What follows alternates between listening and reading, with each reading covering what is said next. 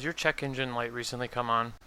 Are you worried that it could be a major problem, or just curious if it's something minor?